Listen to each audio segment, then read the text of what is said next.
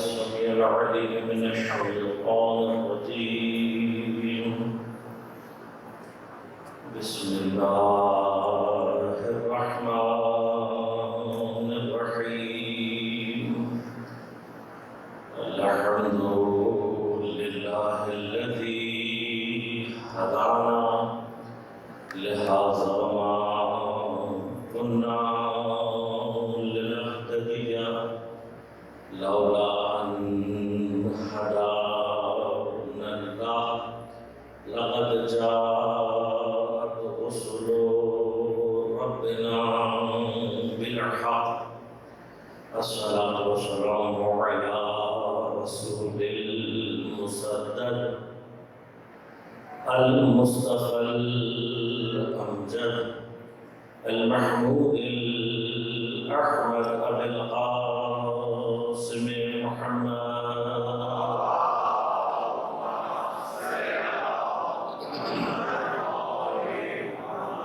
والصلاة والسلام على أسد الله الغالب على كل غالب علي بن أبي طالب.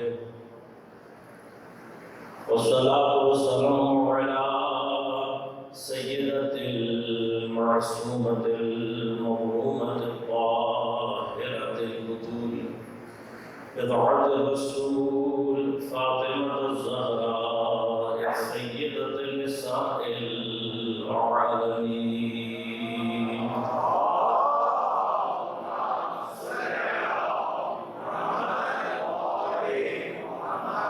والصلاة والسلام على الحسن المجتبى والحسين المظلوم وأهل بيته الطيبين الطاهرين المعصومين المظلومين المنتجبين المنتخبين لا سيما بقية الله في الأرضين روحي وأرواح العالمين لتراب مقدمه الفداء. ولعنة الله على أعدائهم أجمعين. أما بعد، قال الله تعالى في كتابه الكريم: بسم الله الرحمن الرحيم. وجعلنا منهم أئمة يهدون بأمرنا لما صبروا فكانوا بآياتنا يوقنون. صلوات.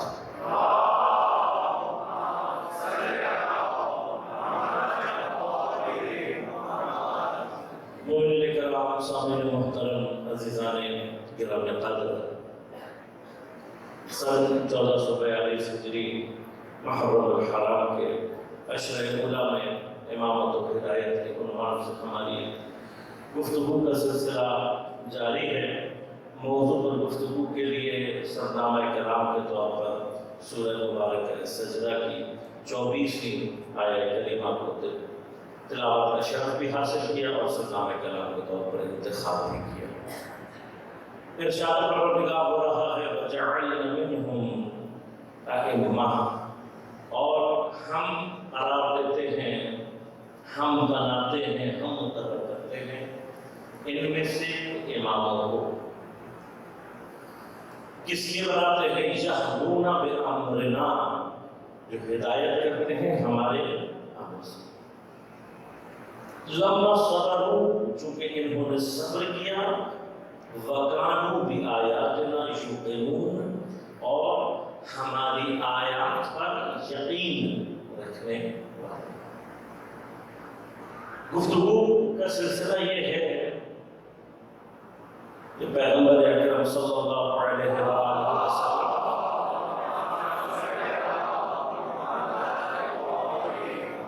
آپ کی شہادت کے بعد امت اسلامی مذہب اسلام کی سربراہی اور امت کی امامت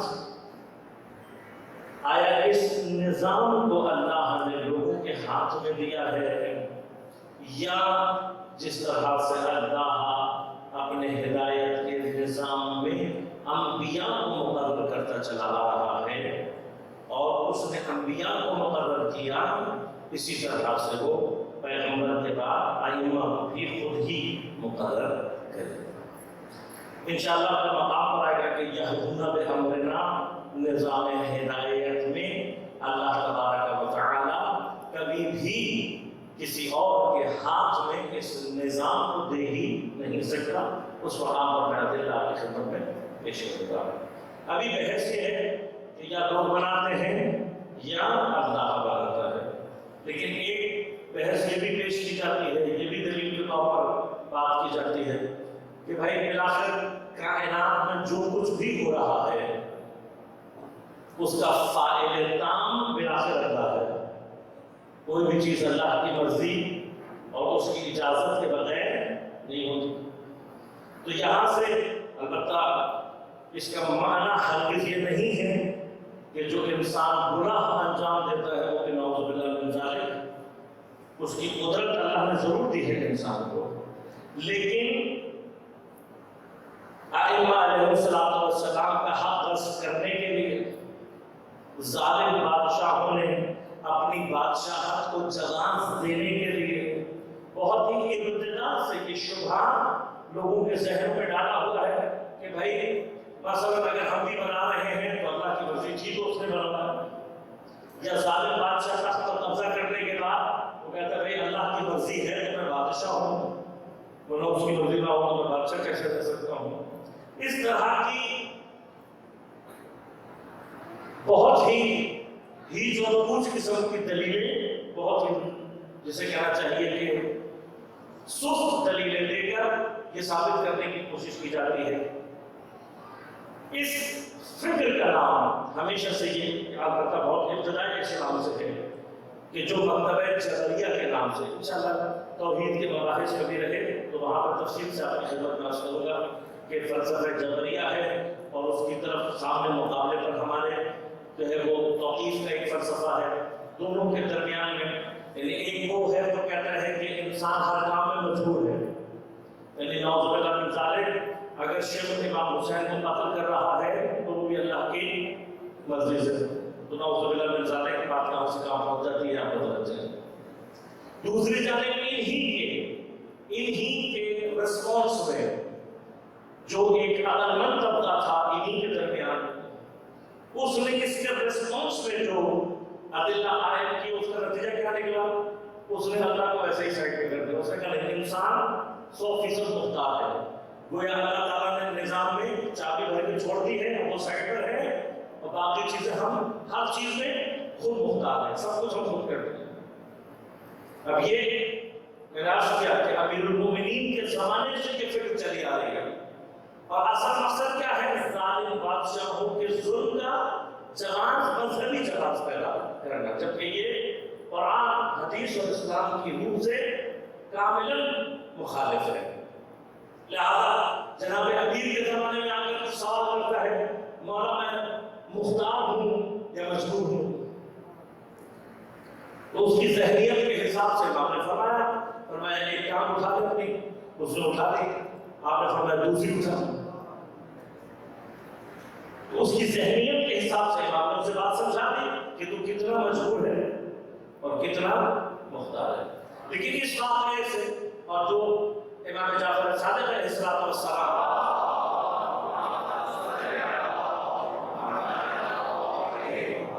کیونکہ امام کے دور تک یہ مسائل بڑے زور و شور اختیار کر چکے تھے، تو جب امام سے پوچھا تو امام نے فرمایا کہ نہ جبر نہ اختیار، الامر بین الامرین۔ اب جب ہم دونوں واقعات کو ساتھ رکھتے ہیں تو کبھی کبھار ہمارے بھی ذہن میں اس طرح کی بات آ جاتی ہے کہ شاید ہم 50% مجبور ہیں اور 50% اختیار، جبکہ ارادے اور اختیار کی دنیا میں ہمارا جو اختیار کا حصہ ہے وہ بہت ہی چھوٹا سا ہے۔ اختیار اگر ہمیں زیادہ نہیں دیا تو کبھی انشاءاللہ ارادہ اور اختیار کی الگ سے بحث ہوگی تو وہاں تفصیل سے ہوگا۔ ابھی صرف بات خدمت یہ ہے کہ یہ جو امام نے فرمایا الامر بین الامرین، بین کا معنی درمیان سے نصف نہیں ہوتا، یاد رکھیے گا. بین مثلا 0 سے لے کر 100 کے درمیان کہیں پر بھی اگر ہوگا تو بین کہلائے گا. اب چاہے 0 کے نزدیک ہو چاہے 100 کے نزدیک، یہ بین کہلائے گا. لہذا امام جعفر صادق علیہ السلام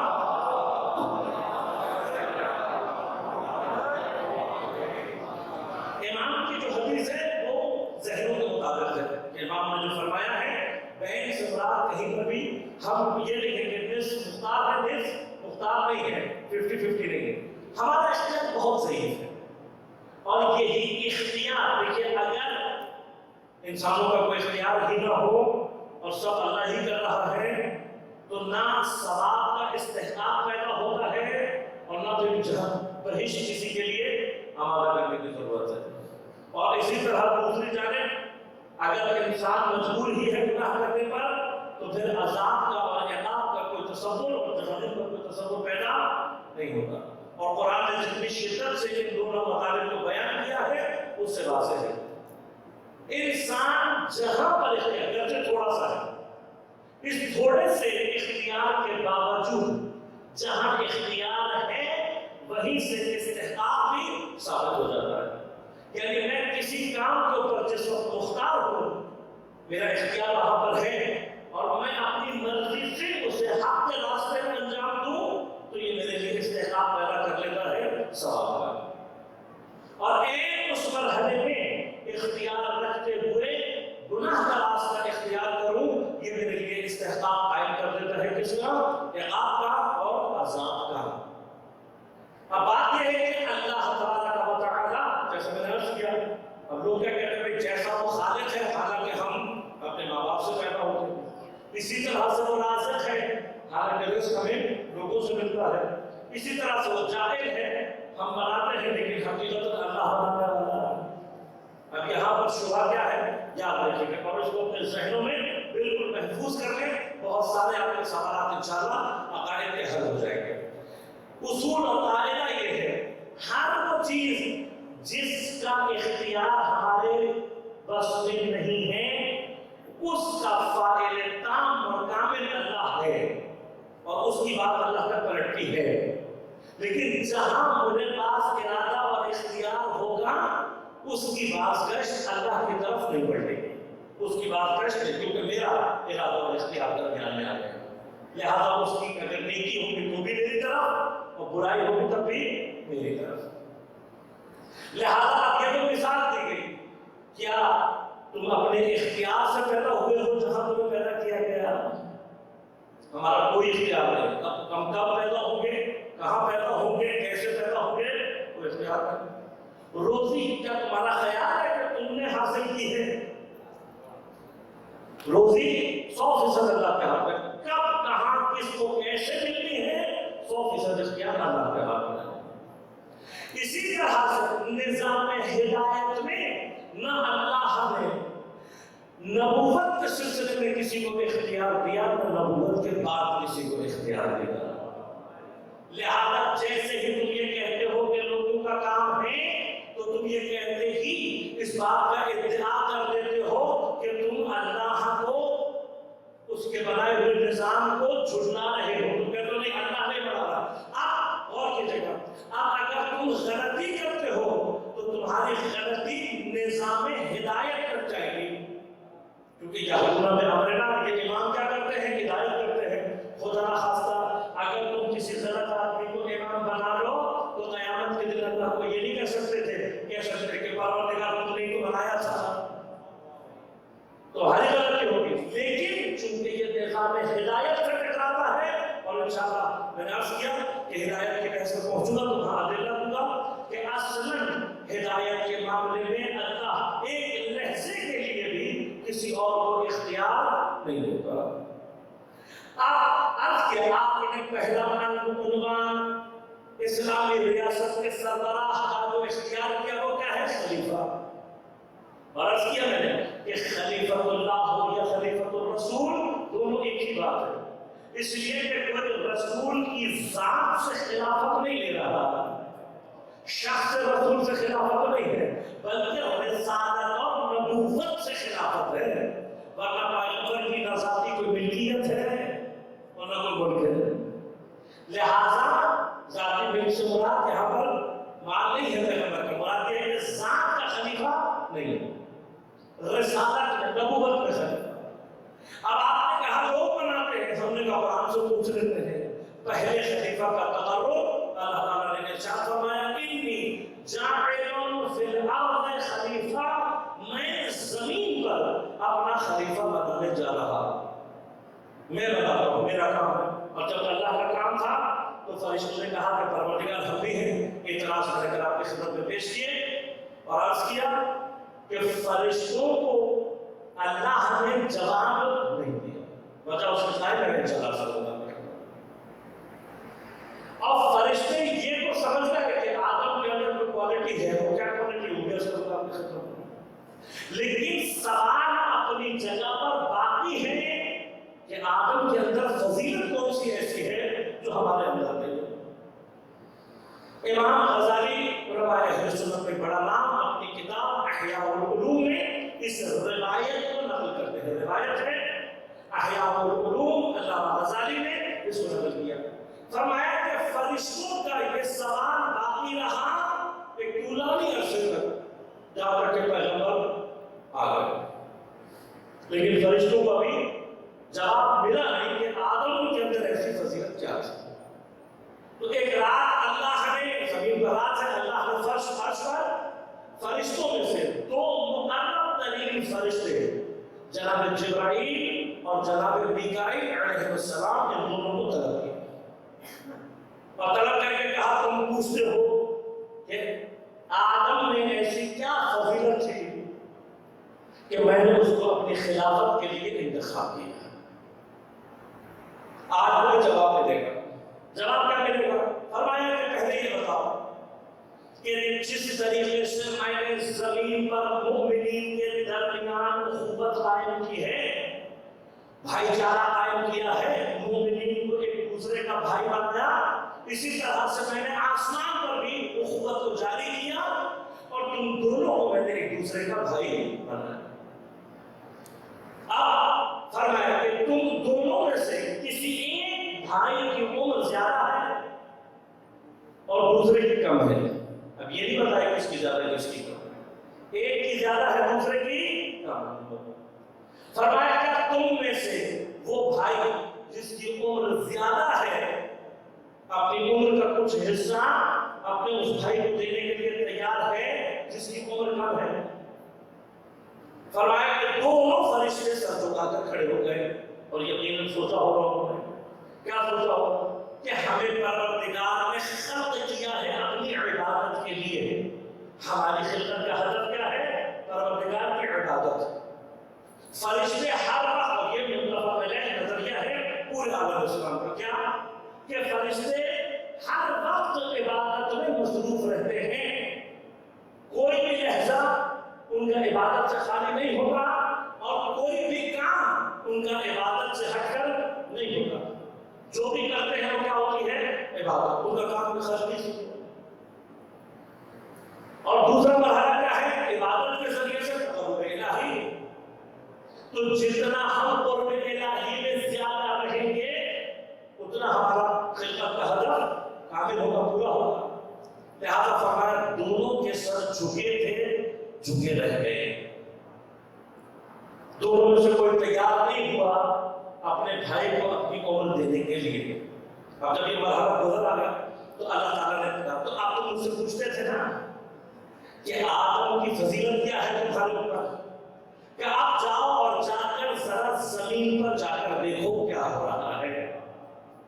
فرمایا کہ جب دونوں آئے تو زمین پر شب ہجرت، زمین پر شب ہجرت، اب ہجرت پوری نہیں پڑھ سکتا، وہ اپنی مجبوری ہے میری، لیکن یہ یاد رکھے گا یہ ہجرت، خندق، حنین، خیبر یہ سب پڑھنے چاہیے، کیونکہ ویسے ہی کتاب پڑھنے کا زمانہ آہستہ آہستہ جا رہا ہے۔ اپنی نسل کو اپنے علاقے کو تاریخ پہنچانے کا واحد ممبر ہمارا واحد ذریعہ رہ گیا ہے، لہٰذا یہ پڑھنے چاہیے لیکن قوم پہل نہیں ہے۔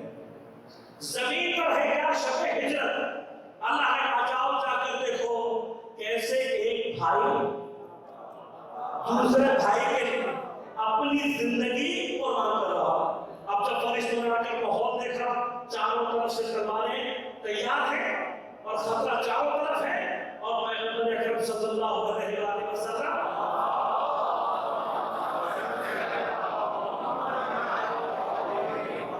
اپنے بھائی سے کہہ رہے ہیں یا علی تم میرے بستر پر میری چاروں اوڑھ کر سو جاؤ۔ اب علی جانتے ہیں چاروں طرف خطرہ ہے، تلواریں تیار ہیں، آمادہ ہیں قتل کرنے کے لیے۔ آپ نے صرف ایک سوال پوچھا کہ یا رسول اللہ میرے سو جانے سے، لیٹ جانے سے نہیں، میرے سو جانے سے آپ کی جان بچے گی یا نہیں؟ پیغمبر نے کہا یا علی میری جان بچ جائے گی۔ تو علی نے فرمایا مولا اگر آپ کی جان بچے گی تو پھر علی کو بڑی بہترین نیند آئے گی، علی بڑی سکون سے سو جائے گا۔ اور تاریخ نے یہ دیکھا وہ علی جو راتوں کو اللہ کے ساتھ ریاض و نیاز میں گزار دیتا ہے، ستاروں نے جس کو کبھی سوتے ہوئے نہیں دیکھا، آج کی رات واقعاً بڑی چین کی نیند سو گیا۔ کیوں؟ اس لیے کہ آج کی نیند رسول کے دفاع میں ہے، رسول کا دفاع نماز سے بڑا واجب ہے۔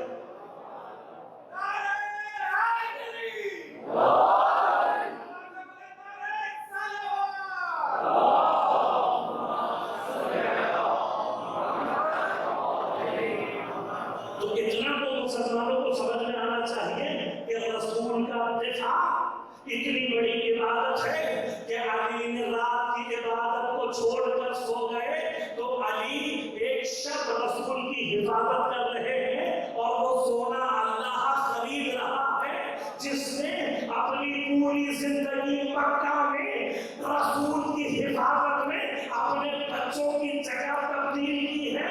تو سوچو اس کا نفس اللہ کے نزدیک کس مقام پر ہوگا۔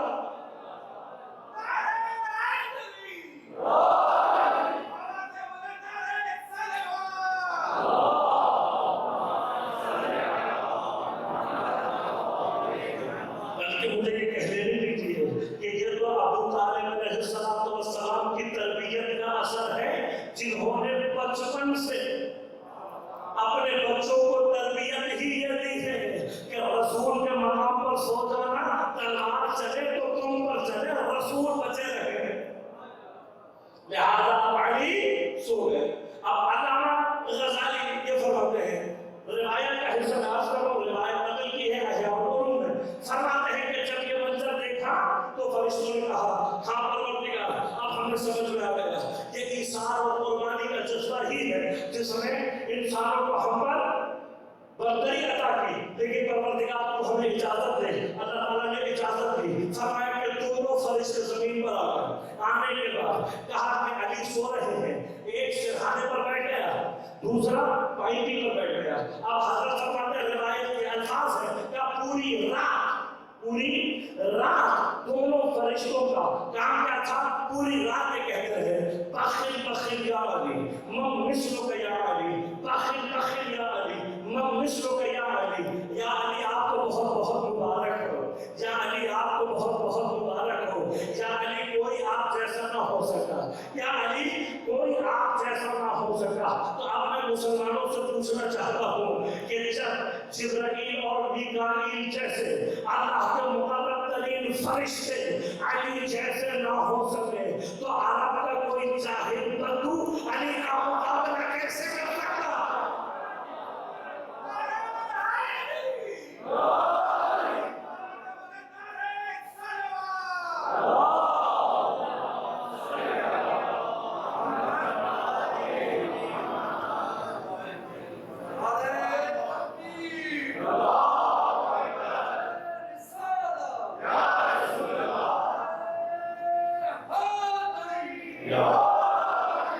پوری رات کرتے رہتے ہیں۔ اور اب میں دوبارہ عالم اسلام سے ایک اور سوال کرنا چاہوں گا۔ میں نے ابھی آپ کی خدمت میں عرض کیا عالم اسلام کا متفق علیہ عقیدہ کیا ہے کہ فرشتے کا کام صرف اللہ کی عبادت کرنا ہے، صرف اللہ کی عبادت کرنا ہے، وہ سوائے اللہ کی عبادت کے کوئی اور کام نہیں کرتا۔ تو علامہ غزالی نے لکھا ہے، آپ کی کتابوں میں موجود ہے، روایت آپ کے سامنے موجود ہے، مجھے یہ بتاؤ اس رات شب ہجرت کی رات اللہ کے دونوں مقرب ترین فرشتوں کی عبادت کیا تھی؟ جب وہ کوئی عمل انجام نہیں دیتے سوائے عبادت کے، یہ تو پوری رات علی علی کر رہے تھے، علی کا ذکر کر رہے تھے۔ تو آپ سمجھ میں آیا نا، فرشتہ اگر کرے تو عبادت، ہم کریں تو شرک نہیں۔ اسی لیے پیغمبر نے فرمایا علی کا ذکر عبادت ہے، پیغمبر نے بھی فرمایا ہے۔ دونوں فرشتوں نے پوری رات علی علی کر کے بتا دیا کہ علی صرف تمہاری عبادت نہیں ہے، اللہ کے مقرب ترین فرشتوں کی بھی عبادت علی کا ذکر۔ پوری رات عبادت کر رہے ہیں علی کے ذکر سے۔ لہٰذا اب فرشتوں کو یہ بات تو سمجھ میں آ گئی، لیکن ہمارا سوال وہی پر ہے کہ جناب آدم علیہ السلام کو یہ نور کیسے سمجھ میں آ گئے؟ فرشتوں کو نہیں سمجھ میں آ رہا کہ میرا تعلیم کے اعتبار سے فرشتوں کو بھی معلوم ہے، ان ناموں سے بھی واقف ہے، ان انوار سے بھی واقف ہے، کیونکہ یہی انوار ہیں جو فرشتوں کے استاد ہیں۔ انشاءاللہ یہ اپنا ہمارے سب کی جگہ پر محفوظ انشاءاللہ یہی انوار اساتید ہیں، استاد ہیں، سکھانے والے ہیں فرشتوں کو پروردگار کی عبادت اور تسبیح اور تقدیس، اس کے واقف ہیں۔ لیکن مسئلہ کیا ہے؟ فرشتے کی جو عقل ہے وہ عقل بالقوہ ہے، بالفعل نہیں ہے، پوٹینٹو ہے، ایکٹیو نہیں ہے، ایکٹیویٹڈ نہیں ہے۔ انسان کو جو اللہ نے کمال دیا ہے عقل میں وہ کیا ہے کہ انسان پوٹینٹو علم کو، علم بالقوہ کو بالفعل میں تبدیل کرنے کی صلاحیت رکھتا ہے۔ ایک چھوٹا سا بحث آپ کی خدمت میں عرض کروں تو مطلب آگے بڑھاؤں کہ علماء میں حتی سائنٹسٹ میں یہ بحث موجود ہے کہ آیا انسان علم سیکھ رہا ہے، یعنی علم کا جو پروسیس ہے وہ باہر سے اندر کی جانب ہے کہ انسان چیزیں سیکھتا جا رہا ہے، اسے سمجھ میں آتی آ رہی ہے، یا بعض لوگ اس بات کے قائل ہو کہتے نہیں یہ علم اللہ نے انسان کو ودیت کیا ہوا ہے، یعنی انسان کے جینیٹیکل کوڈ کے اندر یہ ساری معلومات پہلے سے موجود ہیں، انسان صرف انہیں کشف کر رہا ہے، ڈسکور کر رہا ہے۔ یہ دو الگ الگ نظریے ہیں۔ حتی اگر آپ سوشل سائنٹسٹ کے پاس جائیں گے، سوشیولوجسٹ اور سوشل سائیکولوجسٹ، ان میں بہت سارے لوگ آپ کو ایسے مل جائیں گے جو اس عقیدے کے قائل ہیں کہ یہ ساری کی ساری معلومات انسان کے اندر موجود ہیں، لیکن وقت اور تجربے کے ساتھ ساتھ یہ سارے کا سارا علم انسان کے لیے ڈسکور ہو رہا ہے، یعنی باہر سے نہیں سیکھ رہا، اندر سے انسان کا علم۔ اور کیا وجہ ہے؟ آپ انسان کو کوئی ایک چیز بتا دیں، انسان اس میں سے 10 چیزیں نکال لیتا ہے۔ وہ کہتے ہیں یہ ایک عجیب چیز ہے جو باقی کسی مخلوق میں نہیں ہے، کسی مخلوق میں نہیں ہے۔ آپ کسی بھی حیوان کو کوئی چیز سکھا دیں گے، وہ اس کے علاوہ کچھ نہیں کر سکتا۔ شہد کی مکھی جو کام کر سکتی ہے اس کے علاوہ کوئی اور کام نہیں کر سکتی۔ مکڑی جتنا پروفیشنل جالا بنا سکتی ہے صرف جالا بنا سکتی ہے، ہزاروں کروڑوں سال سے صرف جالا ہی بنا رہی ہے، کچھ اور نہیں بنا سکتی۔ لیکن انسان کیا کرتا ہے؟ انسان اسی مکڑی کے تار سے ایک ایسی جیکٹ تیار ہے، ایسا کپڑا تیار کر لیتا ہے کہ جس کو گولی سوراخ نہیں کر سکتی۔ یا اس کو تفصیلات انشاءاللہ اگر موقع مل گیا آپ کی خدمت میں۔ انسان کے اندر یہ صلاحیت ہے، بالقوہ پوٹینٹو علم کو ایکٹیویٹ کر سکتا ہے بالفعل، لیکن فرشتہ نہیں کر سکتا۔ یعنی کہ فرشتے کو آپ نے جو سکھا دیا بس وہی کرتا رہے، لیکن انسان کیا ہے؟ جب آپ اس کو سکھاتے ہیں کہ ایک چیز، وہ اس سے کئی اور چیزیں ڈسکور کر لیتے ہیں۔ اب آپ کہیں حدیث اور روایات میں علامہ طباطبائی تفسیر المیزان میں وعلم آدم الاسماء کلہا کی تفسیر میں علامہ آدم یہ علامہ کی تفسیر میں فرماتے ہیں کہ یہ علم صرف آدم کو نہیں ملا بلکہ نوع آدمیت کو ملا ہے، اور اللہ نے وہاں انسان کو دے دیا۔ دوسری دلیل یسألونک عن الروح قال قل الروح من امر ربی وما اوتیتم من العلم الا قلیلا۔ ہم نے تمہیں بہت تھوڑا سا علم دے دیا ہے. لہذا آپ نے روایات سنی ہی ہوں گی کہ جو علم ہمیں دیا گیا ہے وہ 27 حروف ہے، 27 الفابیٹس ہے. ان میں سے جب تک امام زمان علیہ السلام کا ظہور نہیں ہوتا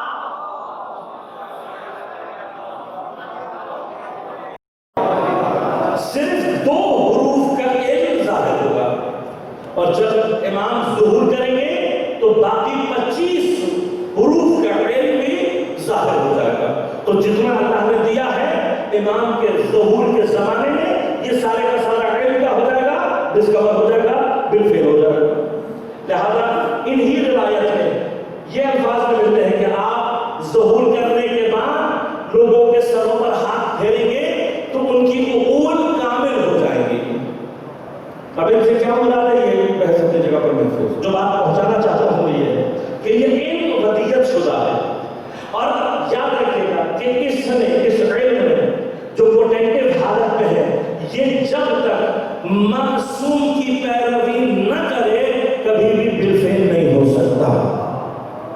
اس پوٹینٹیو علم کو اگر پہنچا تو دلا دوں گا آپ کو. اس پوٹینٹیو علم کو ایکٹیویٹ کرنے کا راستہ انسان کے پاس کیا ہے؟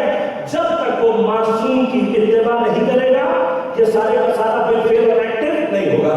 وہ اگر یہ مقدمہ یہاں تک سمجھ میں آ گیا تو اب میں آپ کو واپس لے چلوں اسی منزل پر کہ جہاں پر حضرت آدم اور حضرت باقی فرشتوں کا امتحان ہو رہا. اب مسئلہ کیا ہے فرشتوں کا؟ ایک کو اگر سامنے رکھا جائے نور کو تو پہچان لیں. اللہ نے امتحان کیا کیا؟ اللہ نے سارے انوار کو ہاپلا جمع کر دیا. اب جب یہ انوار آپس میں مخلوط ہوئے، مکس ہو گئے، تو کیا ہوا؟ پھر فرشتوں کو سمجھ میں نہیں آیا. کیوں؟ اکیلا پہچان سکتے ہیں لیکن اگر مل جائے تو نہیں پہچان سکتے، ایکٹیو نہیں کر سکتے. لیکن آدم کے اندر یہ صلاحیت موجود ہے. اب آدم کو جب یہ اسماء بتائے گئے تو ان کے ساتھ ساتھ ان کے القاب بھی بتائے گئے. وہ مشہور القاب جو میں اور آپ ائمہ کے ساتھ لگاتے ہیں یہ شروع سے موجود ہے، یہ شروع سے موجود ہے انوار میں. اب حضرت آدم نے کیا کیا؟ حضرت آدم نے یہ کیا کہ القاب کو سامنے رکھ کر، کیونکہ یہ جتنے بھی القاب ہیں یہ اللہ تبارک و تعالیٰ کے اسماء کی تجلی ہے، اور اس معصوم جو ہوتا ہے وہ اسماء الہی کو ظہور دینے والا ہوتا ہے. لیکن اللہ نے چاہا کیا کہ اپنے اسماء میں سے جو فضیلتیں ہیں، جو ظہور ہے، تجلی ہے، اس کو 14 میں تقسیم کر دے. تو یہ جو 14 صفات تقسیم ہوئی ہیں یہ اللہ نے چاہا کہ بعض کو بعض کے ذریعے سے ظہور دے. خود اللہ نے چاہا ہے. اگر یہ نور جمع ہو جائے تو سارے اسم جمع ہو جاتے ہیں، فرشتوں کی معرفت کے لیول سے اوپر چلے جاتے ہیں. لیکن حضرت آدم نے کیا کیا؟ حضرت آدم نے لقب سامنے رکھا اور پھر ان صفات کو سامنے رکھا اور پھر انوار کا مشاہدہ کرنا شروع کیا. جس نور میں سے ان کو نبوت کے دریا بہتے ہوئے دکھائی دیے، کہا یہ خاتم النبیین کا نور ہے. جس نور سے آدم کو شجاعت کی ہیبت دکھائی دی، کہا یہ علی المرتضیٰ کا نور ہے. جس نور سے عفت اور حیا کو جھلکتے ہوئے دیکھا، کہا یہ فاطمہ الزہرا کا نور ہے. جس نور سے خیل کی ٹھنڈک کو احساس کیا، کہا یہ حسن المجتبیٰ کا نور ہے. جس نور سے شہادت کی سرخی کو مشاہدہ کیا، جس کو دیکھ کر دل بھر آیا، آنکھوں سے اشک جاری ہو گئے، کہا یہ حسین شہید کا نور ہے. جس نور سے سجدوں کے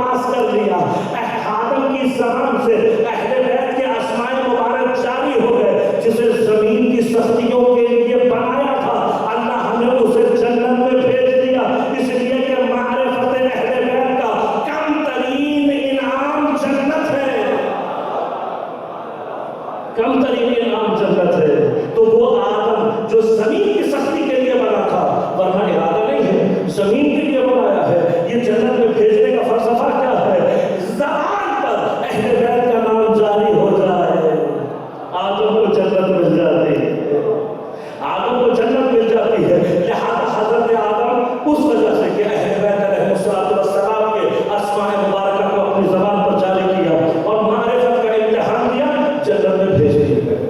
لیکن جنت میں بھیجنے سے پہلے کیا ہوا؟ ایک اور امتحان۔ اب جب امتحان بھی پاس ہو گیا، اہل بیت کی معرفت کو حضرت نے قبول کر لیا، امتحان کو پاس کر لیا، تو اللہ تعالیٰ نے فرمایا سارے ملائکہ کو آدم کو سجدہ کر۔ لیکن اس سجدے سے پہلے اللہ نے ایک اعلان اور کیا اور فرشتوں کو کہا، دیکھ لیا، میں نہیں کہتا تھا مجھے معلوم ہے، تمہیں نہیں معلوم، مجھے تو آسمان و زمین کے غیب کا بھی علم ہے، مجھے اس چیز کا بھی علم ہے جو تم ظاہر کرتے ہو، اور وہ بھی جانتا ہوں جو تم چھپاتے ہو۔ اب آج فرشتہ پورا عالم اسلام متفق ہے کہ فرشتہ اللہ سے کوئی چیز چھپا، یہ ہنر نہیں ہے، فرشتوں کو یہ کرنا نہیں آتا، فرشتے کو چھپا نہیں سکتے۔ تو پھر اللہ نے کس کے لیے کہا کہ تم جو ظاہر کرتے ہو وہ بھی جانتا ہوں، جو تم چھپاتے ہو وہ بھی جانتا ہوں۔ آپ متوجہ ہیں، فرشتوں کی صفوں میں کوئی ایسا موجود ہے جو کچھ چھپانے والا ہے۔ اب آپ جانتے ہیں، متوجہ ہیں، میں تیزی کے ساتھ پڑھوں گا، کون ہے یہ؟ کان من الجن، اجنہ میں سے ہے، قرآن کی سنت کے مطابق۔ کون ہے؟ روایات کے مطابق امام نے فرمایا نام اس کا ہے عزازیل، میں اور آپ ابلیس کے نام سے پہچانتے ہیں، جبکہ ابلیس بھی اس کا لقب ہے، نام نہیں ہے۔ شیطان اس کی صفت ہے، نام نہیں۔ اور انشاءاللہ اگر اس جگہ تک بھی پہنچا تو عرض کروں گا کہ ہم سمجھتے ہیں یہی سب سے بڑا شیطان ہے، جبکہ ایسا نہیں ہے۔ انسانوں کے شیطان جنوں کے شیطانوں سے بہت آگے ہیں، اور کیوں ہے عرض کروں گا انشاءاللہ، عرض کروں گا، ادلہ موجود ہے میرے پاس کہ انسان شیطان جنوں سے شیطانوں سے آگے ہوئے پڑھے ہوئے، تو ہم تو یہ کنفیوز ہو جاتے ہیں، جب بھی شیطان آتے ہیں، شیطان کا نام آتا ہے، ہم صرف جن شیطان کے بارے میں سوچتے ہیں، جبکہ جن شیطان اتنا نہیں ہے جتنے انسان شیطان ہے۔ انشاءاللہ اگر موقع ملا پہنچوں گا وہاں پہ توس کرتے ہیں۔ اب یہ جو جن شیطان ہے، اس کی سٹوری تھوڑی سی عرض کرتے زیادہ نہیں، عزازیل نام ہے۔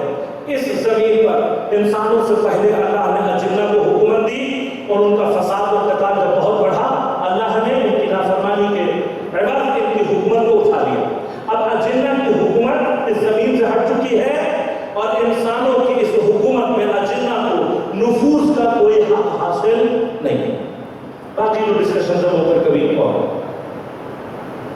جب ان کی حکومت کو اٹھایا تو ایک ایسا تھا، امام جعفر صادق علیہ السلام فرماتے ہیں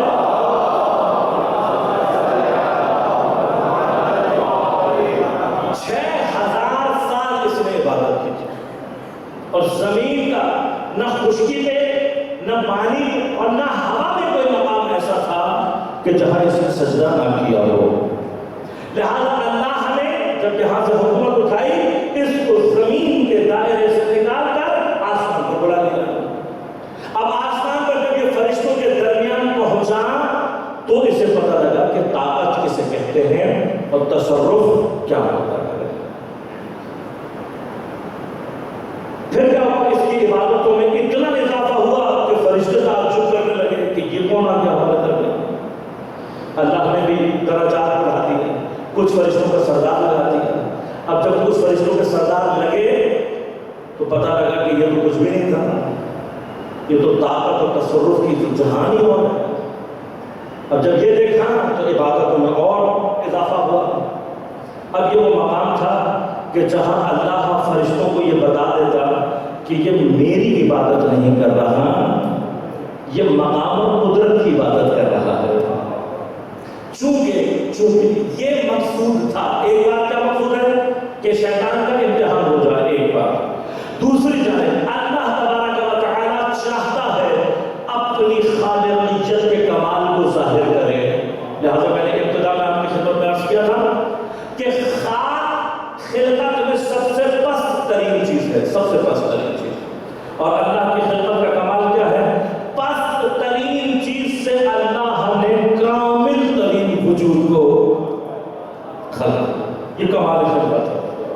کہ اس نے انسان اور انسان میں اہل بیت علیہ السلام کو خلق کیا، اور پھر اہل بیت علیہ السلام ہی نہیں، یہ جو دائرہ کمال خدمت الہیہ ہے، اس میں جو کمال کے مطلب ہے کیا طاقت ہے، کیا کمال ہے، پس ترین شے مادہ، اس سے اللہ نے انسان کو خلق کر کے اس کے اندر استعداد رکھی ہے کہ وہ کمال اول والی نورانیت پیدا کر سکتا ہے۔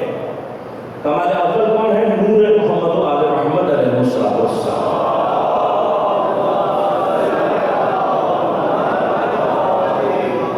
یہ مقام ہم، اب اس میں جو مشہور ترین دیکھیے، ہم ان جیسی نورانیت پیدا کر سکتے ہیں، وہ نہیں بن سکتے، وہ بنا دیا جاتا ہے۔ اب ہم نے صرف ان سے شباہت پیدا کر دی ہے، لہذا اہل بیت نے یہ درجات عطا کر کے مجھ جیسے جاہلوں کو یہ بات سمجھائی ہے کہ تم پہنچ سکتے ہو۔ لہذا سلمان کے لیے فرمایا السلمان منا اہل البیت، یہ جو منیت ہے یہ کمال انسانیت ہے، لیکن آج کروں کہ کمال انسانیت کے ان درجات پر کچھ افراد ایسے بھی ہیں جو فخر سلمان ہیں۔ جناب سلمان کا تمام احترام اپنی جگہ پر، تمام مقامات اپنی جگہ پر، لیکن اگر کمالات انسانیہ میں سے امام اہل بیت معصوم کے بعد انسانوں کے اندر اگر کوئی باکمال ترین شخصیت ہے تو وہ حضرت عباس علمدار علیہ السلام ہے، جناب زینب کبریٰ ہے، جناب ام کلثوم ہے، جناب علی جن الاکبر ہے، جناب علی جن الاصغر ہے، جناب عاصم بن حسن ہے، جناب حضرت معصومہ ہے۔ یہ وہ افراد ہیں کہ جو انسانیت کے کمال ترین درجے پر فائز ہیں، معصوم علیہ السلام کے بعد۔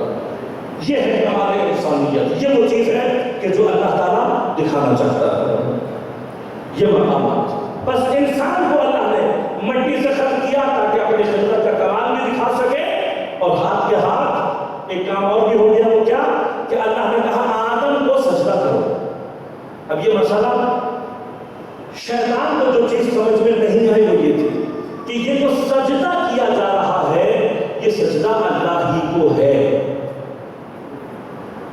اور اس مسئلے کو بالکل فوراً کلیئر کر کے جائیے گا آج یہاں سے۔ سجدہ صرف اور صرف اللہ کی ذات کے لیے، اگر کسی اور کو مسجود قرار دے کر سجدہ کیا شرک ہے، سجدہ صرف اللہ کے لیے اور کسی کے لیے۔ لیکن اللہ تبارک و تعالیٰ جس کو سجدے کی ڈائمنشن قرار دے دے، اللہ ڈائریکشن قرار دے دے، جس کو اللہ قرار دے دے اس کی طرف سجدہ کرنا واجب ہو جاتا ہے۔ وہ ڈائمنشن ہے۔ اب بتائیے، ہم خانہ کعبہ کو سجدہ کرتے ہیں، اس کا مراد یہ ہے کہ ہمارا معبود ہے نہیں، مسجود نہیں ہے۔ ہم خانہ کعبہ کی طرف منہ کر کے سجدہ کرتے ہیں، وہ بھی کیوں؟ اس لیے کہ اللہ نے کہا ہے۔ اگر اللہ نے کہا ہے، اس نے کہا ہے، اس لیے وہ ڈائمنشن ہے، ڈائریکشن ہے، ورنہ ہم کعبہ کے پتھروں کو سجدہ نہیں کرتے، وہ ہمارے مسجود نہیں ہے۔ اب اگر خانہ کعبہ کو سب کی طرف سجدہ کیا جا سکتا ہے تو حضرت آدم علیہ السلام خانہ کعبہ کے پتھروں سے حتماً افضل ہے۔ لہذا ڈائمنشن آف دا سجدہ ہو سکتے ہیں یہی کہ جناب یوسف اور ان کے بھائیوں کے درمیان بھی ہے۔ آپ صرف سجدے کی ڈائریکشن، ورنہ سجدہ اللہ کے علاوہ، اللہ کے علاوہ، اللہ کے علاوہ کسی کے لیے سجدہ جائز نہیں ہے، لیکن ڈائمنشن مہم ہوتی ہے، ڈائمنشن مہم ہے۔ بھئی حضرت آدم کو بھی کروایا اللہ ہی نے کروایا، حضرت یوسف کو بھی اللہ ہی نے ڈائمنشن بنائی۔ اب مجھے بتائیے کہ ہم بلاخر اللہ نے کہا ہے تو ہم کر رہے ہیں، لیکن پتھر کو سجدہ کرنا زیادہ افضل ہوگا یا کسی نبی کو ڈائمنشن بنا دیا جائے؟ سارا عالم اسلام یہ کہے گا نہیں بھائی، اگر نبی ہو تو بلاخر نبی پتھروں سے افضل ہے۔ تو ڈائمنشن، اب یہ بتاؤ کہ جو فخر انبیاء ہو، جو ذوات مقدسہ فخر انبیاء ہو، اگر ان کے مزار مقدس ہماری ڈائمنشن کے درمیان آ جائیں تو ہم ان کو سجدہ نہیں کر رہے ہوتے، اپنی ڈائمنشن میں ان کو شامل کر کے اللہ کو یہ پیغام پہنچا رہے ہوتے ہیں، پروردگار میرے سجدے کی کوئی حیثیت نہیں ہے، یہ جو ذات بابرکت درمیان میں ہے اس کے صدقے سے میرے سجدے کو قبول کر لیں۔ اور یہ وہ ہے کہ جس کے اوپر درود نہ بھیج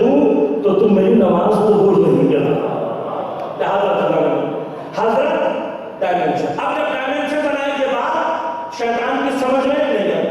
وہ یہ سمجھا کہ میں آدم کے سامنے سجدہ کروں گا تو ضعیف ہو جاؤں گا، پست رہ جاؤں گا. لہذا اس نے انکار. کس کو انکار کیا؟ اور خدا کو اپنی ذات اور باطن صرف اس کی ذات کو زیبا ہے تکبر اور کسی کو زیبا نہیں. لہذا اللہ تعالیٰ نے کہا کیوں نہیں کیا؟ قرآن کے الفاظ ہے خلقتنی من نار وخلقتہ من طین، تو نے مجھے آگ سے بنایا ہے، اسے مٹی سے. اب یہ اعتراض صحیح ہے یا نہیں، یہ بھی مسئلہ. تو وہ لوگ کہ جو امام جعفر صادق علیہ السلام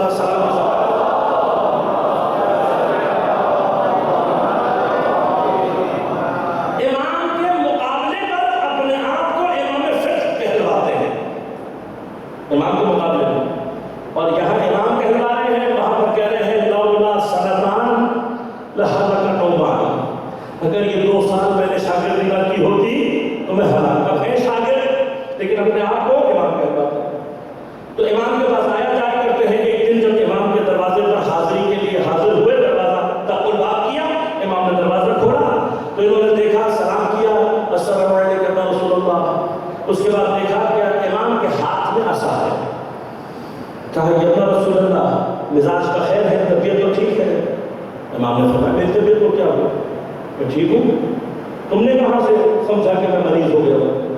کہا یہ آپ کے ہاتھ میں عصا ہے. ایسے ہی قیاس کرتے رہے ہیں. امام نے کہا بھائی تمہیں کہا آپ کے ہاتھ میں عصا ہے. امام نے کہا عصا سے یہ کہاں ثابت ہوتا ہے کہ میں ضعیف بیمار ہوں؟ پہلی بات تو یہ کہ عصا ہاتھ میں رکھنا سنت پیغمبر اکرم ہے، پہلی بات. دوسری بات فرمایا یہ عام عصا نہیں ہے، بلکہ یہ وہ عصا ہے جو پیغمبر کی عصا ہے. یہ عصا پیغمبر کا ہے، پیغمبر نے استعمال کیا ہے. اسے بس یہ سننا تھا. ایک بار پیغمبر کی محبت جوش ماری اور تڑپ کر عصا کو چومنے لگے. پیغمبر کی محبت نے جوش مارا اور عصا کو چومنے لگے. امام نے کہا آئے ہو کچھ پر اس لکڑی کو کیوں چوم رہے؟ کہا یا رسول اللہ اسے پیغمبر نے ہاتھ میں رکھا تھا، اسے پیغمبر نے ہاتھ میں رکھا تھا. عجیب ہے، عجیب ماننے والے ہیں. امام اس لکڑی کو چوم رہا ہے جسے پیغمبر نے تھوڑی سی دیر کے لیے ہاتھ میں رکھا. امام اس لکڑی کو چوم رہا ہے اور مقرر پیغمبر کی زری کو چومنے کو شرک کہہ رہے ہیں. یہ ہمیں سمجھ میں نہیں آ رہا. امام نے کہا تو اس کو چوم رہا ہے، وائے ہو اس پر اس لکڑی کو چوم رہا ہے جسے پیغمبر نے تھوڑی سی دیر کے لیے اپنے ہاتھ میں رکھا تھا. وہ ہاتھ جو رسول اللہ کا گوشت ہے، رسول اللہ کا گوشت ہے، اس میں خون پیغمبر کا، وہ ہاتھ جو رسول اللہ کا ہاتھ ہے اسے چھوڑ رہا ہے، لکڑی کو چوم رہا ہے. خیر آئے بیٹھے حال ہے. امام نے پوچھا کہ ہم نے سنا ہے تم قیاس کیا کرتے ہو. کہاں مولا ضرورت پڑ جاتی ہے. امام نے کہا جب ضرورت قیاس کی کہاں پڑ جاتی ہے، کیسے پڑ جاتی ہے؟ کہا یا رسول اللہ جب کوئی مسئلہ قرآن میں نہیں ہوتا. امام نے کہا محنت ٹھہرو آہستہ، تم نے یہ کیسے کہہ دیا کہ مسئلہ قرآن میں نہیں ہوتا؟ قرآن کا ادعا ہے تبیانا لکل شیء، قرآن نے ہر شے کا بیان کر دیا. یہ کہو تمہیں نہیں ملتا. کہاں یا رسول اللہ ہمیں نہیں ملتا تو کیا کرتے ہو؟ حدیث کی طرف جاتے تھے. کہا جو مسئلہ حدیث میں نہیں ہوتا.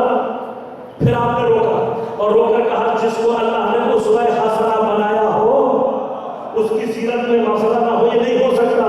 کہو تمہیں نہیں ملتا. کہا یا رسول اللہ جب ہمیں نہیں ملتا تو پھر کیا کرتے ہو؟ کہا پھر ہم اپنی عقل سے. میں یہاں پر یہ حاشیہ لگاتا ہوں، وہ عقل جو قرآن و حدیث سے مسئلہ نہ نکال سکے وہ قرآن و حدیث کے بغیر کیا کرتی ہوگی؟ مسائل آپ کے سامنے. تو آپ کیا ہوگا؟ اچھا تم اپنی عقل سے ہی فیصلہ کرتے ہو تو ذرا مجھے بتاؤ کہ یہ جو شیطان نے اعتراض کیا تھا خلقتنی من نار وخلقتہ من طین، شیطان کا اعتراض تمہارے قیاس کے مطابق صحیح تھا یا غلط؟ قیاس کرتے ہو تو شیطان کا جو اعتراض تھا وہ صحیح تھا یا غلط؟ تو کچھ دیر سوچتے رہے اور سوچنے کے بعد کہا یا رسول اللہ بظاہر تو صحیح لگتا ہے، بظاہر شیطان کا اعتراض صحیح لگتا ہے. امام نے کہا وائے ہو اگر شیطان کا اعتراض صحیح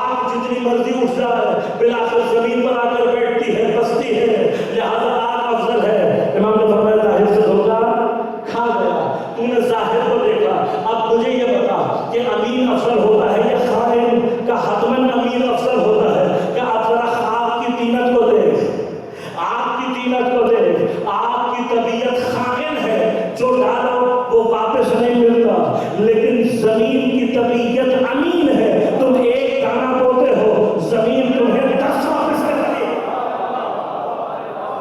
تم ایک بار دانہ ڈالتے ہو، زمین تمہیں 10 واپس کرتی ہے۔ میں کہوں گا یا امام صادق علیہ السلام، آپ نے میرا ایک مسئلہ اور حل کر دیا۔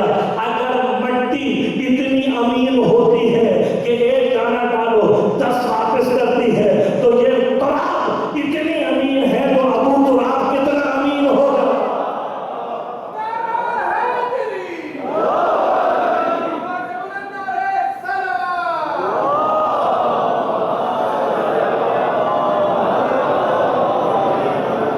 لیکن شیطان کا بھی سوال اپنی جگہ موجود ہے۔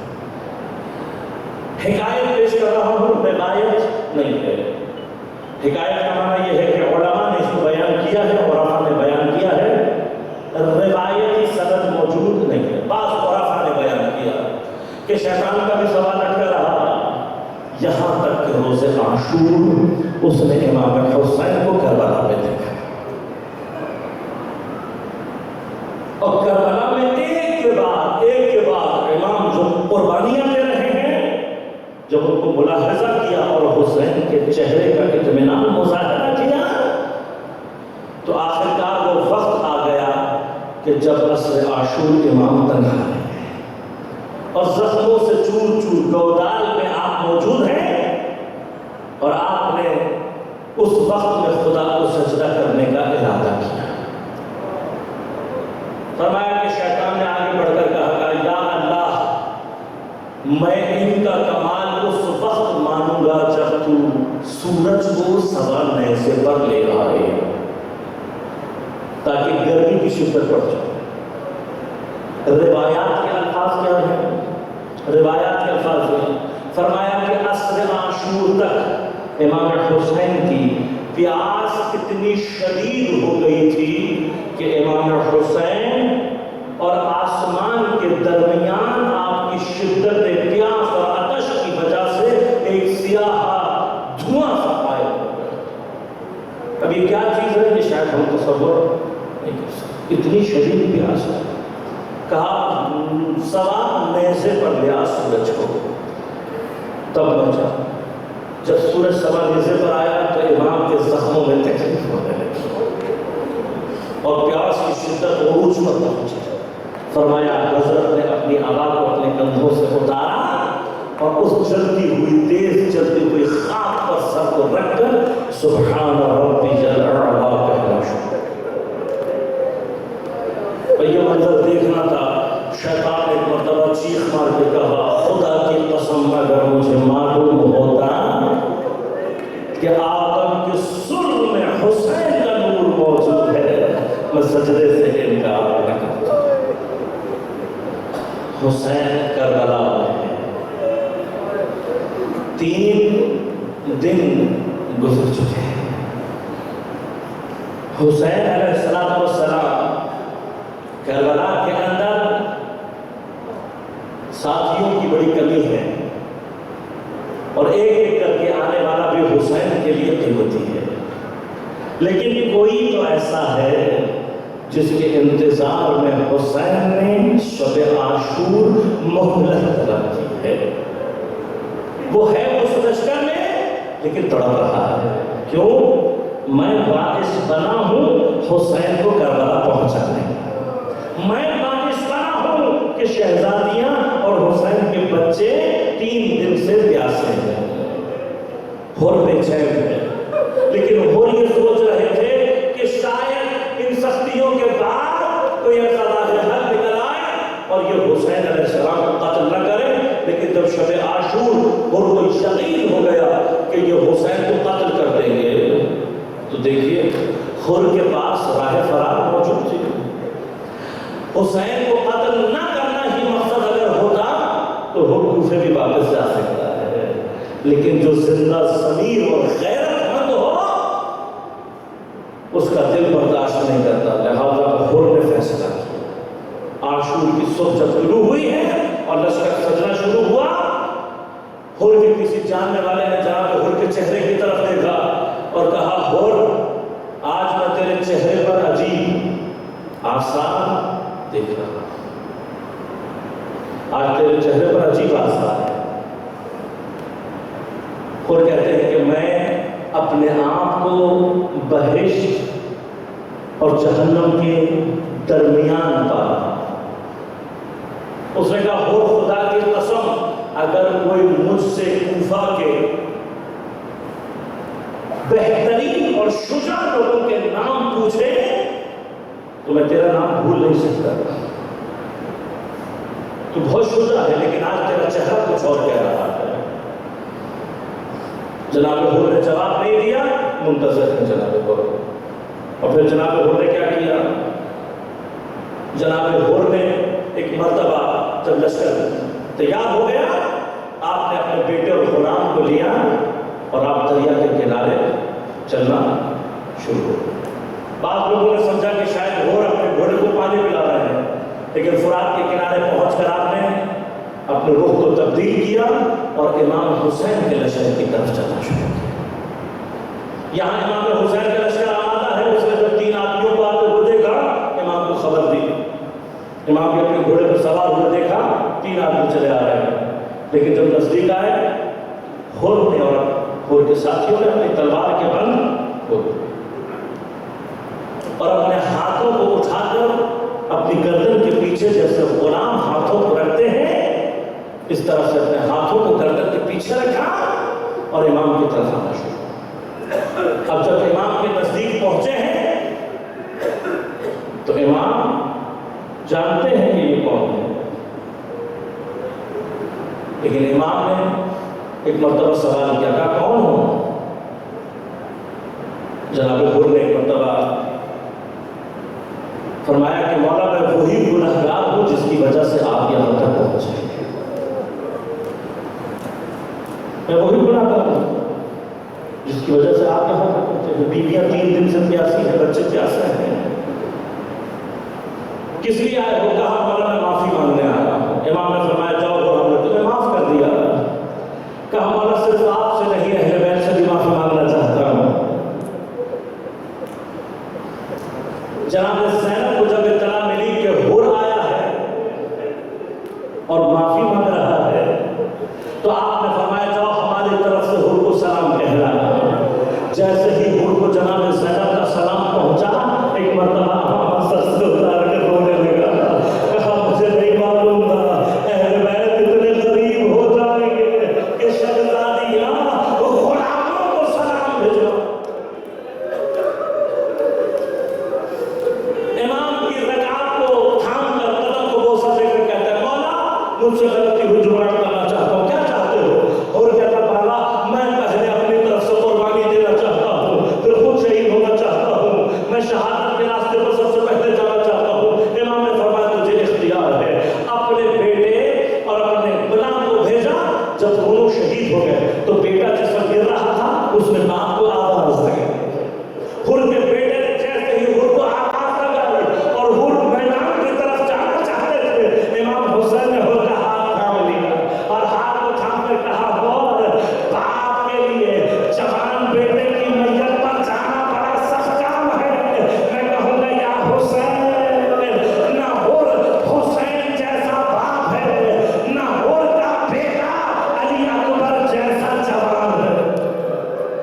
تو مولا جب تم علی اکبر کے جنازے پر جاتے، جب تمہارے ہاتھوں میں علی اصغر کا نقش، جناب حر نے اجازت طلب کی، جنگ کے لیے چلے گئے اور جنگ کرتے کرتے جناب حر کے سر پر ایک مرتبہ تلوار لگی اور جب گر رہے تھے مولا کو آواز دی. وہ کچھ جنازے جن پر حسین خود تشریف لے کر گئے تھے ان میں سے ایک جنازہ جناب حر کا ہے. میرا مولا پہ نفس نفیس پہنچا، جناب حر کا سر اٹھا کر اپنے زانوں پر رکھا. حر نے مولا کی خوشبو کو محسوس کیا اور ایک مرتبہ کہ مولا آپ تشریف لائے ہیں.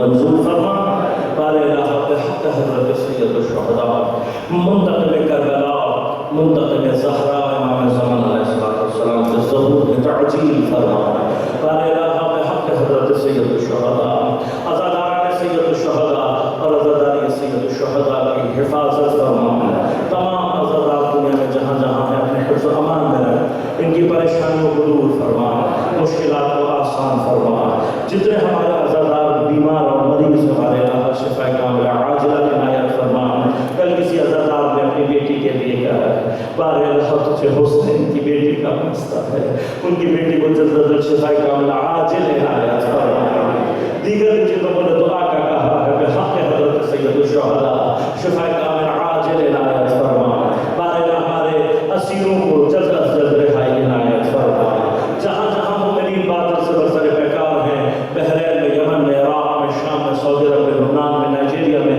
بار اللہ سب کو نصرت و کامیابی عنایت فرما فلسطین میانمار کشمیر کے مومنین کو نصرت و کامیابی عنایت فرما دین دشمن اہل بیت دشمن قوتوں کو آزاداری کے دشمن قوتوں کو پاکستان دشمن قوتوں کو نیز و نابود فرما بار الہ تمام علماء مراجع نظام کی حفاظت فرما بالخصوص آیت اللہ سیستانی رہبر موسم انقلاب اسلامی کی حفاظت فرما حزب اللہ کی رہبریت انصار اللہ کی رہبری اور حشد شاہی اور اس کی رہبریت کی حفاظت فرما ہم سب امام زمان علیہ السلام کے اعوان انصار میں شمار ہونے کی توفیق عنایت فرما اور ربنا تقبل منا انك انت السميع العليم برحمتك يا